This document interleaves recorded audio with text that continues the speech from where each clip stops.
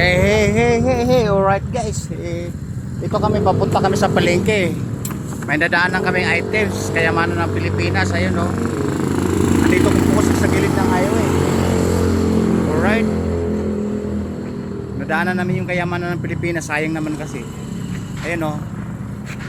Diretso po yan. Ay. Madam, shout out. 4 na channel po tayo.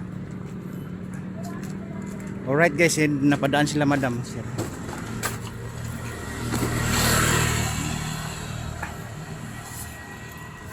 Guys, malalaki yung karton eh. Malalaki yung kahon. At may kayamanan ng Pilipinas, 2 electric fan. Iwan ko lang kung nasaan yung pinaka dynamo niyan. Baka nasa supot. Alright.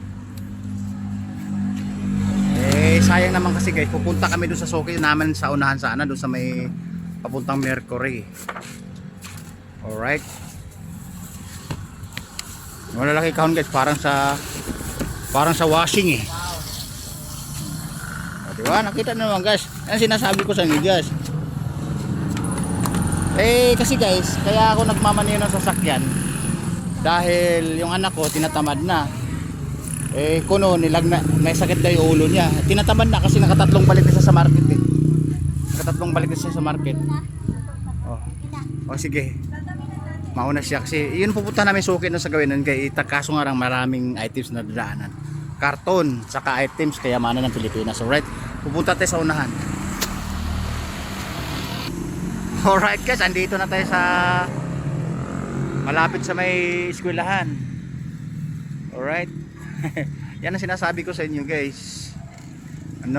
Pag masipag ka, kahit nakulang ka sa tulog, magtiyaga ka para marami kang pondo. May nadaanan kaming karton guys, kinukuha namin no. Ayan. Alright. Ayan. Diba? yan guys, yung trabahong legal yan, hindi illegal yan. Pag maarte piling prinsesa ka, piling prinsipe ka, wala kang pondo.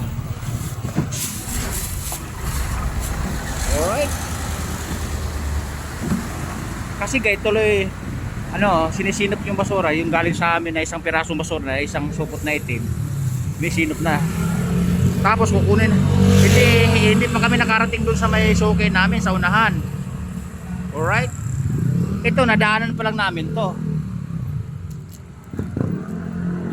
Bibihira lang ko kasi guys na nakamaniho ng motor. Dahil yung anak ko talaga nagmamaniho. Tinamad na daw, 3 balik na siya sa market. Naka-3 balik na sa market. Tinamad na. Kasi kung siya ang nagmaniho nito, pang-4 na balik na siya. Kaso nga lang, yung pupuntahan naming suki, napuno na kami ngayon. Napuno na dahil nadaanan namin yung karton sa kayamanan ng Pilipinas na 2 electric fan. Ewan ko lang kung nasaan yung dynamo yan, baka nasa loob ng supot na itim. Right. Against kayo, papunta na po sa highway dyan. Papunta na po highway. Tapos pag dito ka naman dumiretso, ano po yan, super highway, 6-way, yung Vergara Road na sinasabi ko. Dati sa looban na yan, sa may school sa looban dyan, yan ang kinukuhanan namin ng items minsan. Na minsan kung na-picture sa inyo nun. Alright. Hindi pa kami nakarating ng suki, again, puno na kami. Kasi sayang naman kasi madadaanan, hindi namin makukuha. Siyempre, sayang din yun, pera din yun. Legal at legit na paraan. Alright. Diba? Kaya paldo na naman kami sa bahay, deliver na namin kanina. Diba? Ito guys, hindi naman talaga namin sadyang kunin to kasi nga nakita lang namin sa tapunan ng basurahan. Ang sadya talaga namin kunin yung suki namin na every hapon na kinukuha namin. Ito ay singit lamang, alright? Gaano kasipag yung kasama ko guys, kinuha pa yung sa kabilang kanto yung mga kuha ng mga pintura, yun o. Yung kuha ng mga pintura. Yun o. Plastic na mga pintura. Diba? Yan ang masipag pagkasama ko. Alright? Yan. Hihintayin natin dito. Papupuno na kami. Mukhang uwi na kami guys ha. Hindi pa namin nakakarating sa pinupuntahan namin, sa suki namin. Mapupuno na, yun, no? May dalawang kayamanan ng Pilipinas. Electric fan. Alright. Hey. Pag di ka maarte, hindi ka talaga mawala ng pondo. Dahil ito guys, sasabihin ko sa inyo, ito ay legal at legit na paraan. Not bad, alright?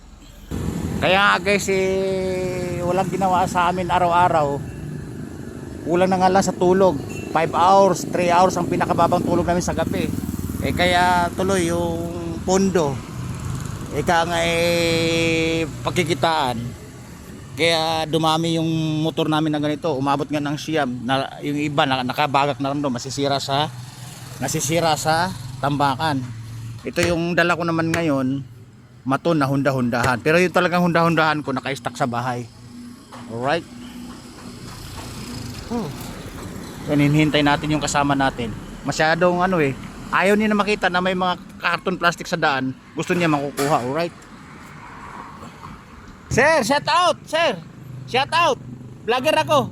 Baka. Alright. Salamat. Ingat sir. Ingat. Tingnan mo naman guys. Diba, abot ang kaway. Okay, tanda naman. Hindi natin kakilala, no? Parang bida-bida na. Kung hindi nagmamadali yun. Kung hindi nagmamadali yun, sigurado magkukwentuhan ko naman. Siyempre, biyahirong mabunga nga tayo eh.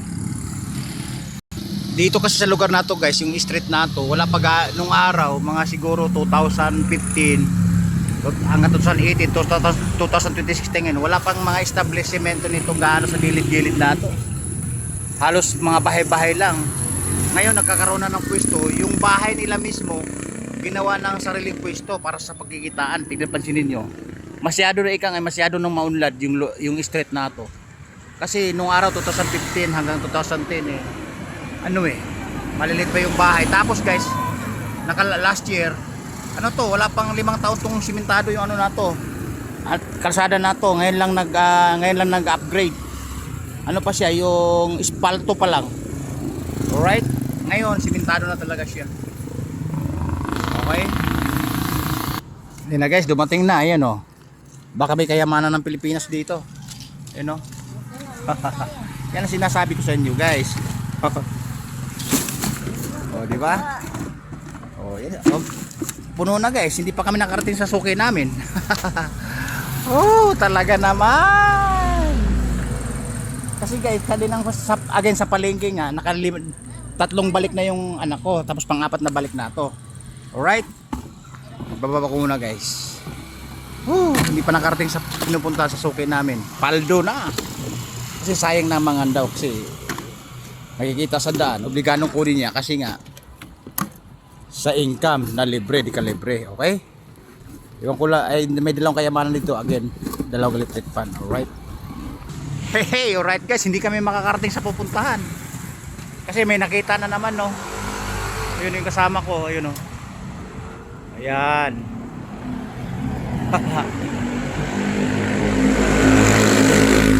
Another paldo. Guys, again, yung diretso na to, rear and front, masinso na yung lugar na to, yung street na to. Malalaki na yung mga bahay. At saka yung mga bahay na napapansin ko, yung harap nila sa baba, may mga pwesto na, mga kainan, mga dry goods, mga bilihan ng mga ihaw-ihaw. Alright, andito na pala guys, ayun o. Bilihan ng mga ihaw-ihaw, kung anong mga vulcanizing, gadget, kung ano-ano. Alright? Kaya maunlad na to sa street na to. Sa bagay, buong Nueva Ecija halos kabanatuan talaga.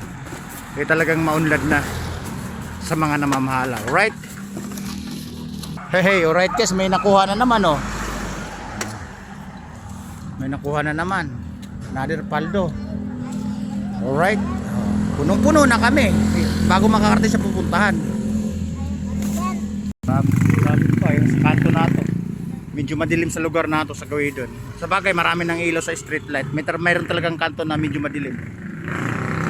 Ayan guys, puno na kami Okay, yan ang sinasabi ko sa inyo guys. Sipag, tiyaga at determinado sa buhay. Alright? para magkaroon ng puldo at budget. At siyempre makakain ng masarap.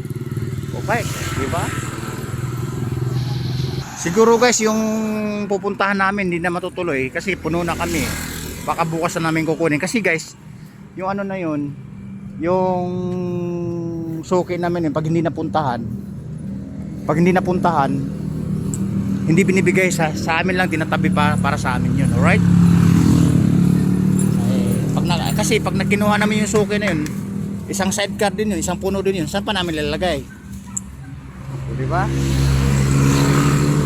Kaya pwedeng bukas kasi hindi naman pinamimigay sa iba yun dahil suki nga, every noon nga kinukuha yun. Alright? Hey, ito titignan ko to sa bahay mamaya, hanapin ko yung dynamo nito.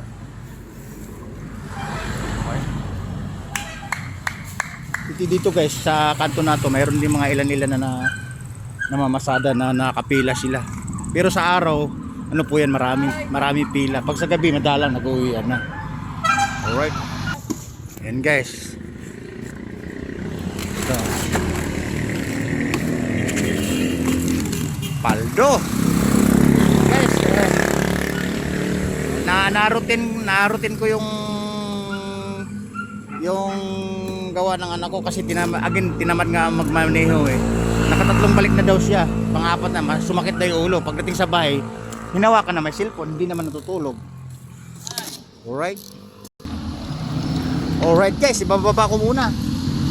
Kasi pauwi na rin kami at mamaniho pa ko ng honda-hondahan na maton. Alright. Bapo. Woo! Sipag at tiyaga para sa pondo. Alright, babu.